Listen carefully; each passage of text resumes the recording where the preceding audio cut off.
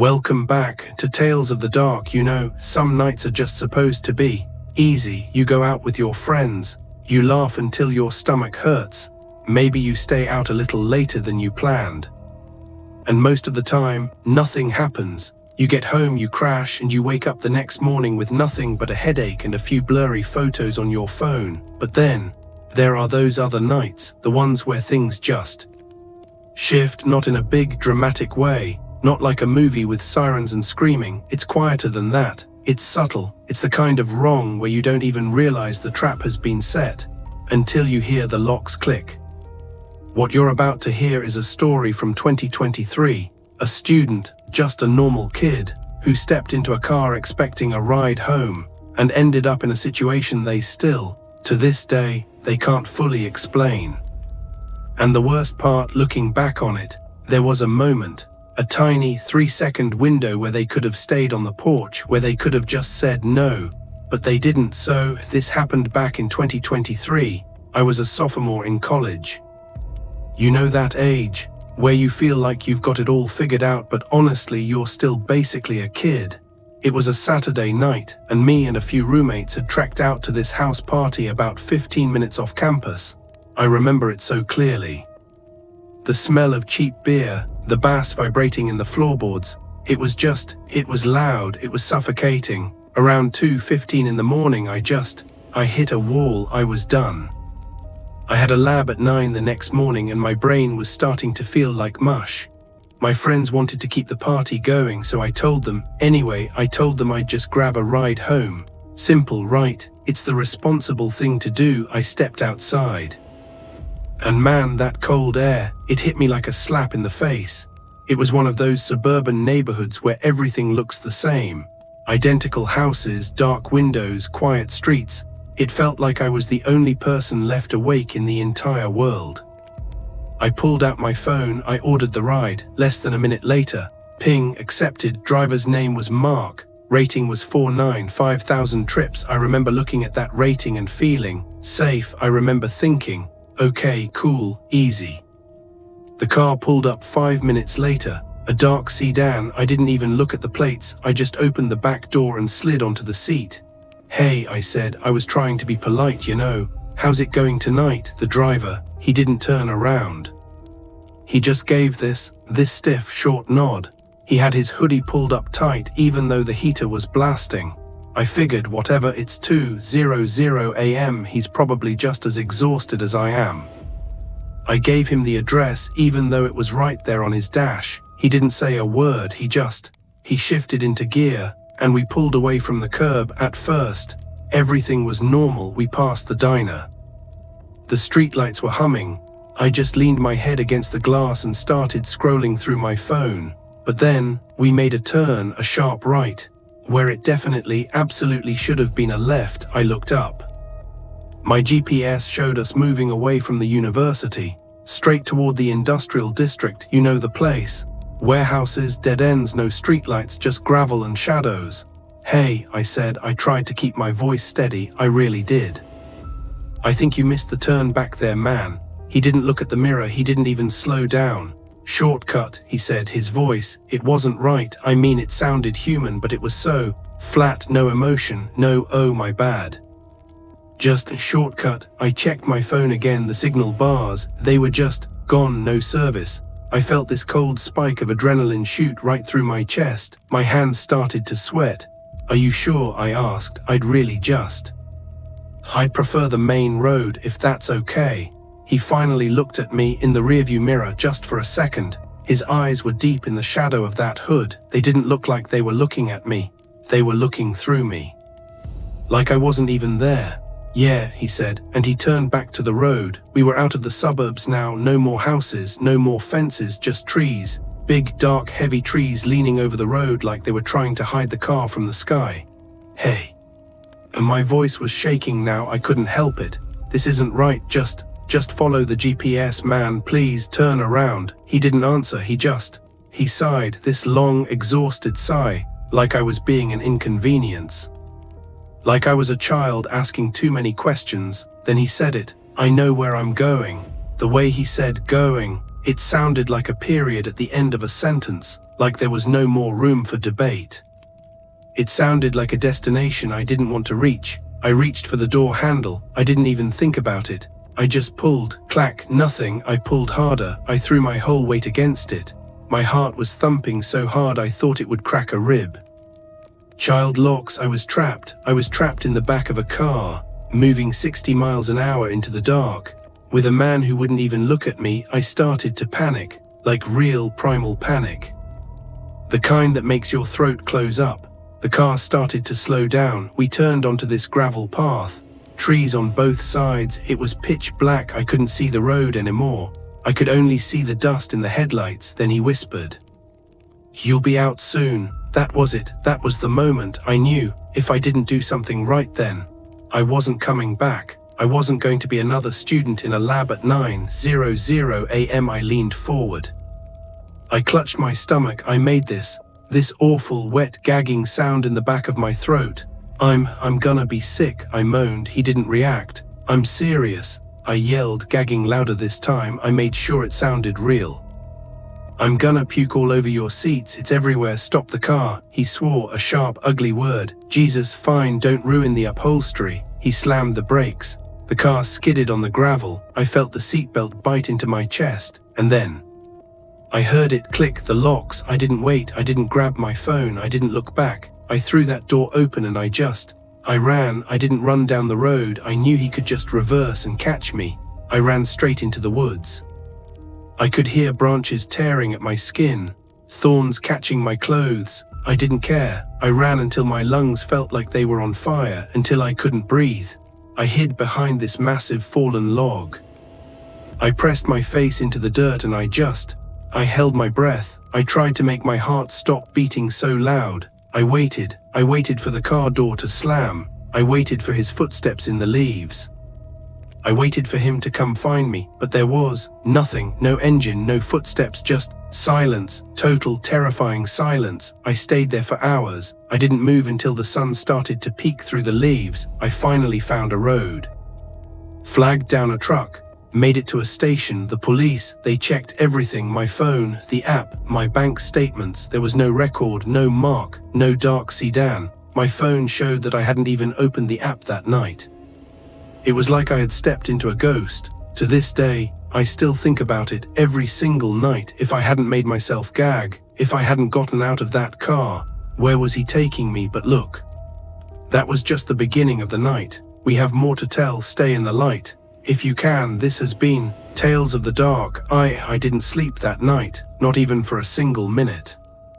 Every time I'd start to drift off, every time my eyelids got heavy, I'd see it again, those headlights just sitting there across the street, unmoving, like two cold, glowing eyes locked onto my front door. By 4:30 in the morning, I just gave up. I stopped fighting the exhaustion and I just sat there, on the edge of my bed, staring at the bedroom door, just waiting for the sun to come up. And when the morning finally did come, I tried to lie to myself. I told myself something simple. It was nothing, right? Just some random guy. Maybe he was drunk. Maybe he was lost or waiting for a friend in the wrong neighborhood. That's what I kept repeating like a mantra while I brushed my teeth and got ready for work. But that feeling, it didn't go away. You know that feeling? When you know something is fundamentally wrong but you can't prove it to anyone else. Yeah, that stayed. It lived right in the center of my chest. I left the house around 7:15, and honestly, the street looked, well, it looked completely normal. Kids were standing at the corners waiting for school buses. People were walking their dogs. Cars were passing by like nothing had happened. And the truck, gone, no tire marks, no oil leaks, no sign it had ever been there. And you'd think that would make me feel better, right? But it didn't. Because now it felt like whoever was out there, they didn't want to be seen in the light. They were waiting for the shadows to come back. Work was slow that day, way too slow. Every single time the bell over the door chimed, I'd snap my head up. I was half expecting to see him walk in, but it was always just regular customers. Normal people having normal conversations about their normal lives, and that, God, that somehow made it worse. It made the night before feel out of place. Like it didn't belong in this world. Around noon I stepped outside for a quick cigarette break. And that's when I saw it. It wasn't the same truck. No, it was a different one, dark, tinted windows, engine idling just loud enough to hear. It was parked right across the street from the shop, and maybe I was just being paranoid. Maybe I was losing my mind, but I could have sworn someone behind that dark glass was watching me. I stood there, probably for a second too long, just trying to squint through the tint, and then the truck slowly pulled away. No screeching tires, no rush, just a slow, deliberate crawl. Gone. That was the moment, right then, where something shifted in my head. Because now it wasn't just about last night anymore. Now it felt connected, like whatever had happened at my house. It didn't stay there, it followed me, it knew where I worked, it knew my routine. I left work early. I told my manager I wasn't feeling well, which, honestly, wasn't a lie. My chest felt like it was in a vice. The drive home felt like it took hours. Every car in my rearview mirror made me jumpy. Every turn I took, I felt eyes on the back of my neck. When I got home, I didn't even put my bag down. I locked the front door. I locked the back door. I checked every single window in the house. I even went into the backyard twice, just to stare at the fence. Everything looked fine, quiet, safe, but the feeling, it was screaming at me. I tried to distract myself. I turned the TV on loud. I scrolled through my phone until my eyes burned. Anything to stop the thoughts. And for a little while, it worked. I almost convinced myself I was just tired. Until 8:40 p.m. my phone buzzed on the coffee table. Unknown number. I almost didn't pick it up. My hand was shaking as I reached for it, but some morbid curiosity, made me swipe accept. Hello, I said. Silence, just pure silence, but then I heard it, breathing, faint, heavy, rhythmic breathing on the other end of the line. I froze. I couldn't even blink. Hello, I said again, louder this time, my voice cracking. The breathing stopped just like that, and then the call ended. Click. I stared at that screen for a long time, just waiting, hoping it wouldn't ring again. It didn't, but that wasn't the end. Around 10:15, I heard a sound. It wasn't a footstep. It wasn't a car engine. It was lighter, like a tapping, soft, irregular. It was coming from the side of the house, right near my bedroom window. I didn't move. I sat there on the sofa, paralyzed. Tap. Pause. Tap, tap. My heart started pounding so hard I could hear it in my ears. I knew exactly where that window was. There's no reason for anyone to be in that narrow space between my house and the fence. None. I grabbed my phone. I stood up and walked toward the hallway. Each step I took on the hardwood felt like a gunshot. It was so loud. And the moment I got close to the room, the tapping stopped completely, like whoever or whatever was out there. They knew I was moving. They were listening to me too. I reached the corner of the hallway and I just stopped. I was terrified to look. I thought about calling the police. I thought about just running out the front door, but I needed to know. I had to know if I was crazy, so I leaned forward, just enough to see. The curtain in my room was slightly open, just a tiny gap, and through that gap, I saw movement. Someone was standing right there. Right on the other side of the glass. They were so close.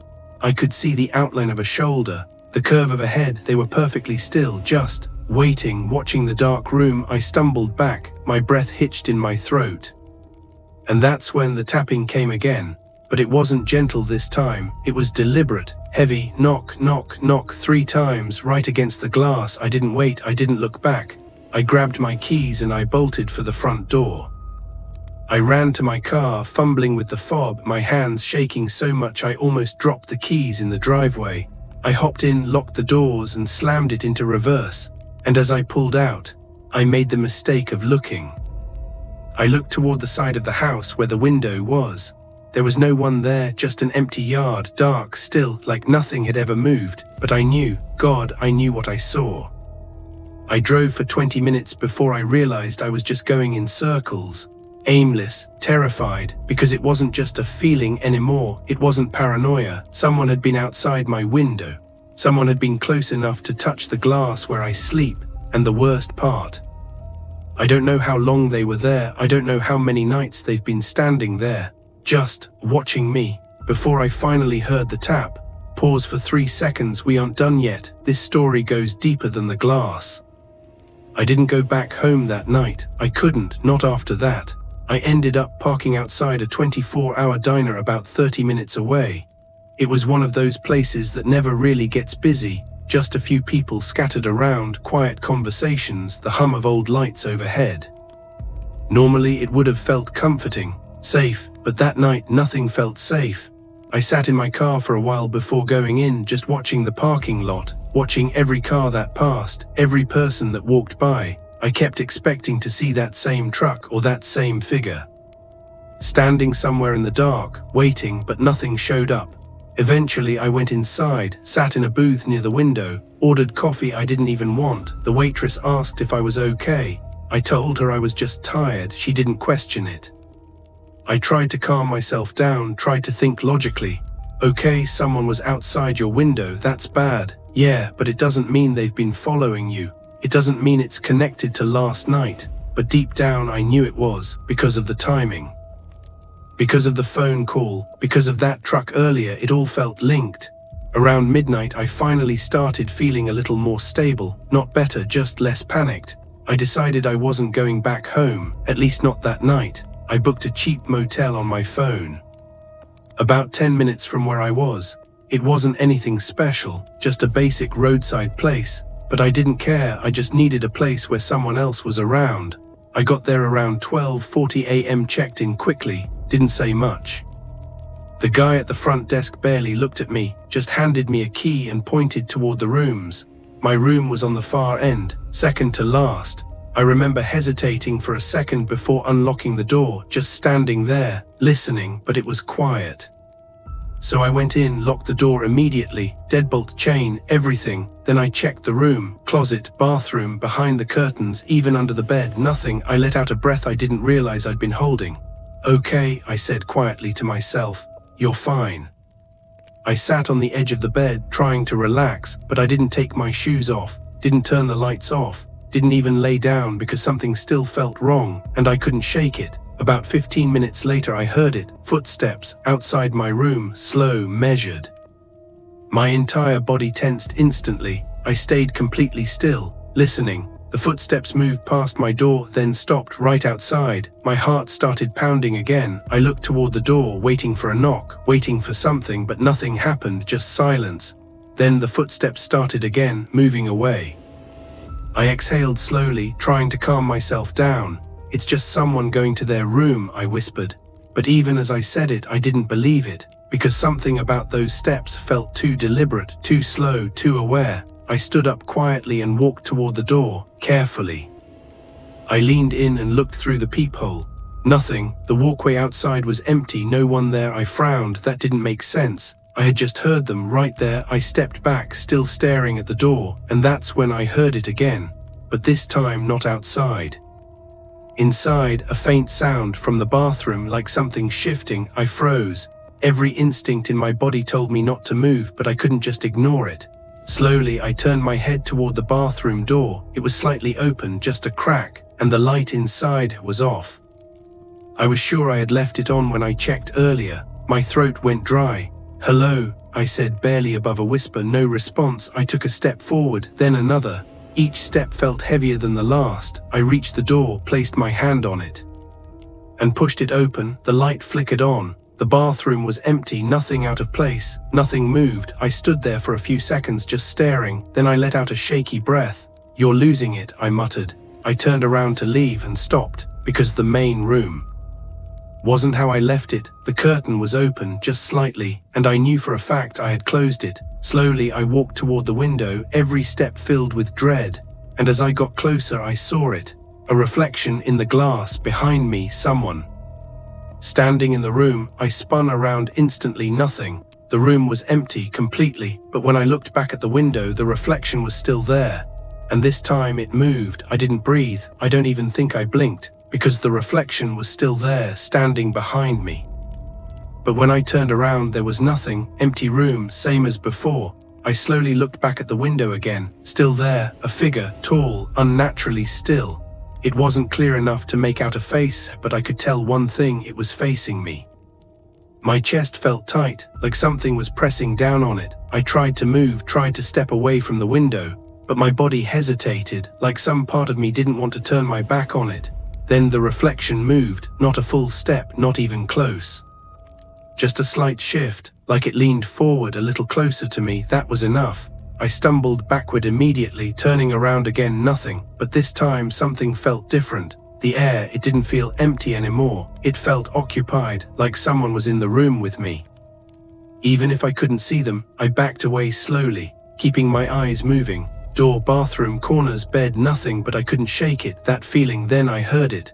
A soft sound right behind me, like breathing. I spun around so fast I almost lost my balance. Nothing. But the sound continued, faint, slow, and way too close. I grabbed my phone immediately, hands shaking, trying to dial 911. No signal. Again, my stomach dropped.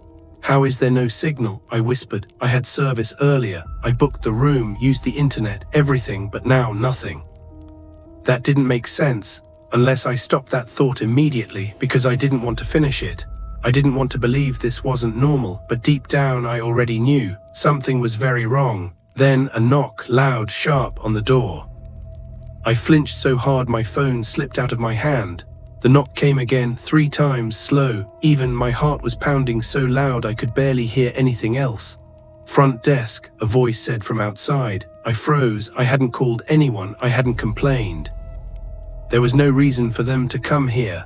Front desk, the voice repeated. Something about it felt off, too calm, too flat, like it was trying to sound normal but wasn't quite getting it right. I slowly stepped toward the door. Yeah, I called out, keeping my distance. Just checking in, the voice said. We had a report of noise. Noise? I hadn't made any noise. I didn't call, I said. Silence. Then you should open the door. My blood ran cold. That wasn't a suggestion, that sounded like a command. I'm good, I said quickly. Everything's fine. Another pause, then a soft chuckle, and something that made my entire body lock up. We know, we, not I, we. I stepped back immediately, every instinct screaming at me not to go near that door, not to unlock it. Not to even stand close to it. The handle rattled suddenly, hard. I jumped back again. They were trying to open it. Again, more force this time. The chain rattled slightly. Open the door, the voice said again. But this time there was no attempt to sound normal. The tone had changed. Lower, colder, almost impatient. I didn't respond. I grabbed the chair from the corner of the room and jammed it under the door handle. It probably wouldn't do much, but it was something. The handle stopped moving. Silence. For a few seconds, everything went completely still. Then footsteps, multiple, walking away, not just one person, more than one. I stood there frozen, listening until the sound faded. Then nothing, no movement, no voices, just silence again. I didn't move for a long time, didn't trust it, didn't trust any of it. And then from behind me, a whisper so close it felt like it brushed against my ear. You should have stayed home. I spun around, nothing.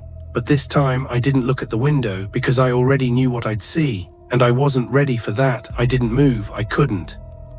That whisper, it didn't sound like it came from outside. It didn't sound like it came from the hallway. It sounded like it came from inside my head or right behind me. My ears were ringing.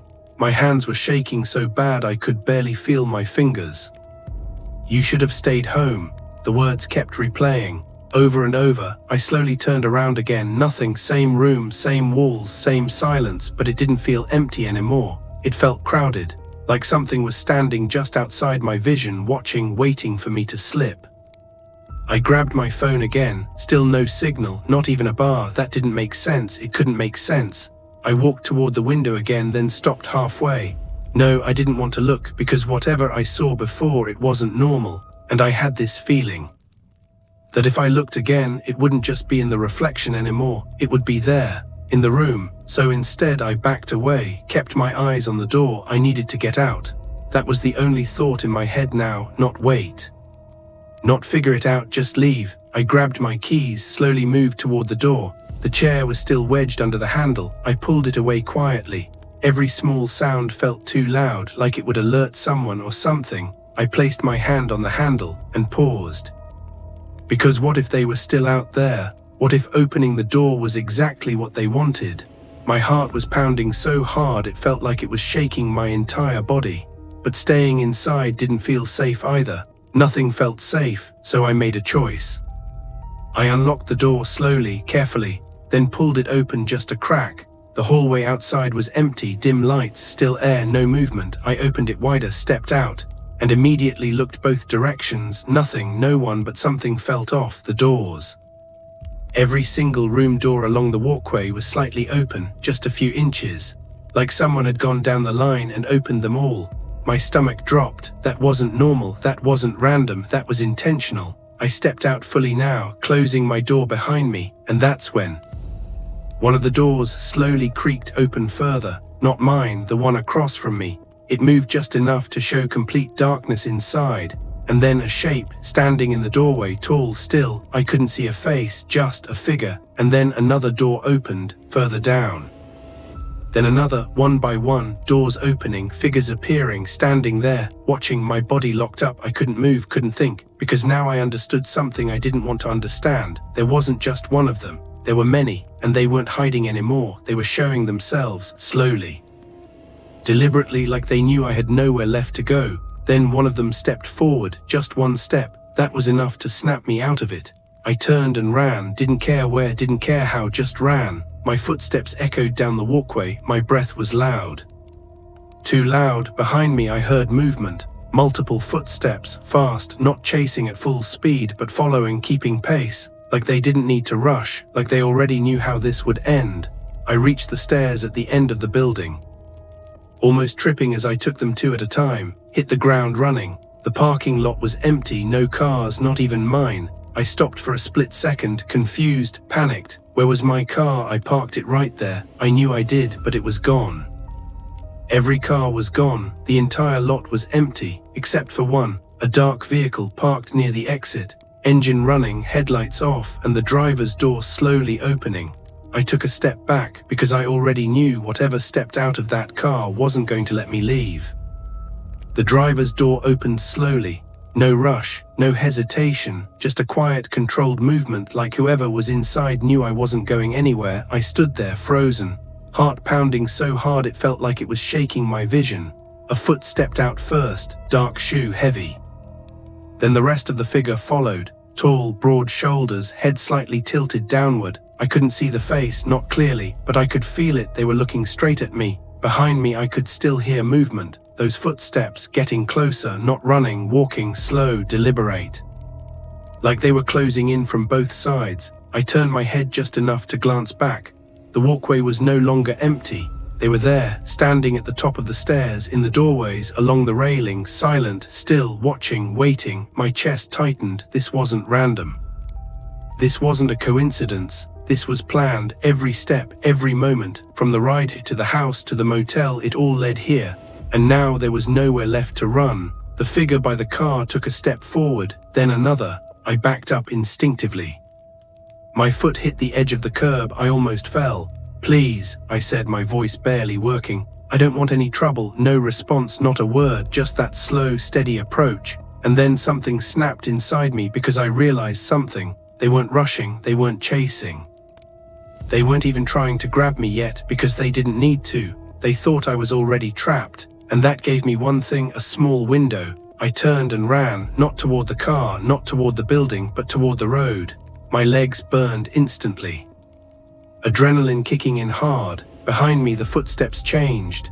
Faster now, no longer controlled. Now they were chasing. I didn't look back, couldn't risk it. I reached the edge of the lot, jumped over the curb and sprinted straight into the darkness beyond. The road was barely visible.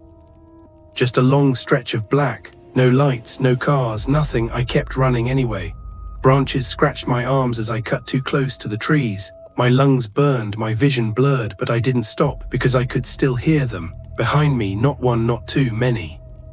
Footsteps closing in, then headlights, bright, sudden, a car coming down the road, fast. I didn't think. I ran straight toward it, waving my arms, screaming, "Help, help me." The car slammed on its brakes, tires screeching. I reached the driver's side, nearly collapsing against the door. "Please, please, someone's chasing me." The driver looked shocked, confused, but he unlocked the door. "Get in," he said. I didn't hesitate. I got in, slammed the door. "Go." He hit the gas immediately. The car sped down the road. I turned to look out the back window. Nothing, no one there, no footsteps, no figures, just darkness, empty, like nothing had ever been behind me at all. I sat there shaking, trying to breathe, trying to understand what just happened. The driver glanced at me. "Who was chasing you?" he asked. I opened my mouth to answer and stopped, because I didn't know, I didn't have an answer. How do you explain something like that? I don't know, I finally said. He didn't press further, just kept driving. After a few minutes, he dropped me off at a gas station. Bright lights, people around, safe. I thanked him over and over, then I went inside, sat down. And for the first time that night, I felt like I could breathe again, but even then something didn't sit right, because as I looked out through the glass doors, I saw a reflection in the window, standing behind me, not close, but there, still, watching. I didn't turn around, not this time, because I already knew what would happen if I did. Nothing. That's what had been happening all night. I'd see them in reflections, in shadows, in places where they shouldn't exist, but the moment I turned, they were gone. And somehow that was worse, because it meant one thing: they didn't need to hide, they chose to. I sat there inside the gas station, hands wrapped around a cup of coffee I hadn't even touched, trying to look normal, trying to act like nothing was wrong, but my eyes kept drifting back to the glass. And every time I looked, it was still there, that same figure, far behind me, standing near the entrance, not moving, not coming closer, just watching, like it was waiting for something, for me to leave, for me to be alone again. I swallowed hard and forced myself to look away. Don't react, don't acknowledge it. That's what my instincts were telling me now, because reacting felt like an invitation, like letting it know I could see it. And I wasn't ready for that, not again. A few minutes passed, then 10, then maybe 20. I stayed there the entire time. People came and went. Cars pulled in and out. Normal life kept moving, but that feeling never left. Eventually, I worked up the courage to glance back again.